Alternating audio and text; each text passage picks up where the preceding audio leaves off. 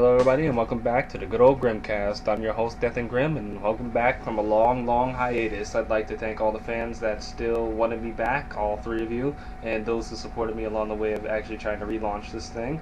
Honestly, it's not completely 100%, but anyways, let's get on to the review.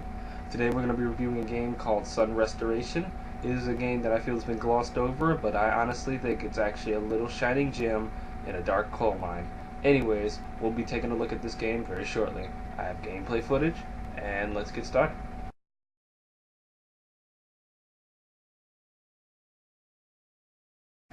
The concept of the game is it's an exploration-based labyrinth/maze game. It's not a totally unique concept as it's been done before, and honestly, it could have been done a lot better. However, when I say the game has an exploration base, I wasn't kidding.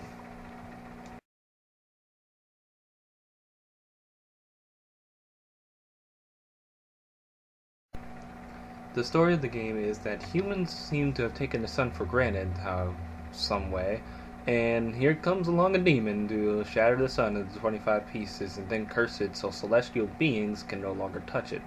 The orbs are then stored on the earth, in which case the earth isn't burnt to a crisp because the sun is obviously not that hot when compacted into 25 orbs, of course not being 1,000 times bigger than our planet itself. But anyways, the celestial beings pick a knight of all people to go find the missing pieces of the sun.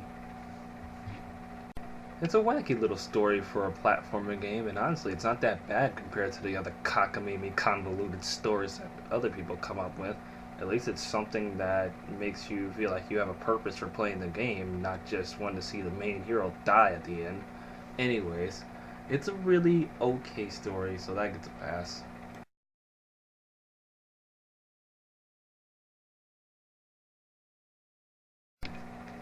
Pretty simple here. Use the arrow keys to move left and right up the jump while you're on your horse.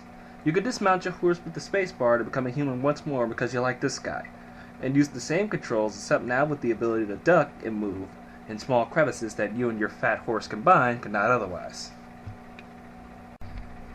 Also, you may notice the little yellow thing that's following you around like a pixie in a Zelda game as it constantly shifts directions like a 3-year-old behind the wheel, and that little buddy is more necessary than it looks. While aggressively shifting directions like a drunken ship captain, it points to the nearest sun fragment that's near you. Now, I found this guy to be slightly unnecessary as the job could have been done with a simple mini-map and would have made the exploration a lot easier. But however, I had more fun without the mini-map because it made it more challenging to see the sun fragments in certain areas, and I get a certain enjoyment out of saying, oh, how do I get that one? Without it getting spoiled by the mini-map and me just plotting a direction like a pirate ship. And I, for one, was pleased with the game that said that you had to find the path. It's an exploration-based game that actually encourages me to explore without the hassle of getting frustratingly lost or over-challenged by levels, or level, as there are only little annoying spike traps you have to worry about, and they're only sprinkled around in areas that are really inconsequential and don't hinder you from finding the little sun fragments.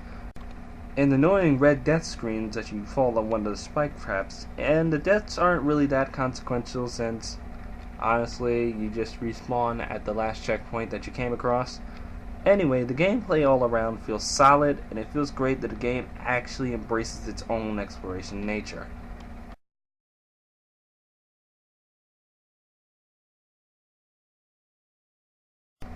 The game has a pretty charming looking feel. The main colors of the game are black, blue, and white to simulate the feel of nighttime or the sun not being there.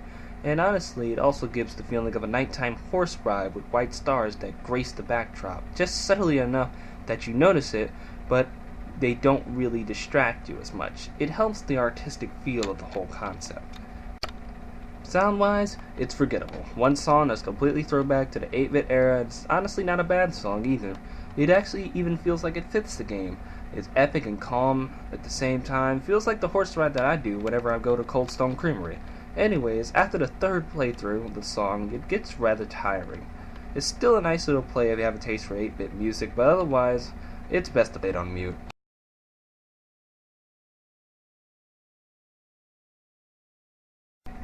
The game's focus on exploration is well placed and executed here. Much of the enjoyment can be found out of finding unexplored areas of the map as you hunt for the sun fragments to restore the sun.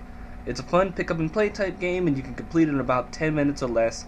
The map is big and actually fun to look around. The lack of a mini-map rather than a hindrance only adds to the game's tight focus on making the player want to explore. The sound can get old, but it's not overall unpleasant, and the controls are pretty much solid. Honestly, the only downside I could say is the game's ending. I really felt wanting more as the game ended rather abrupt. I felt the whole entire game could have expanded on more, well, everything. Everything the game did, it did well enough that really its only true crime is that it's too short.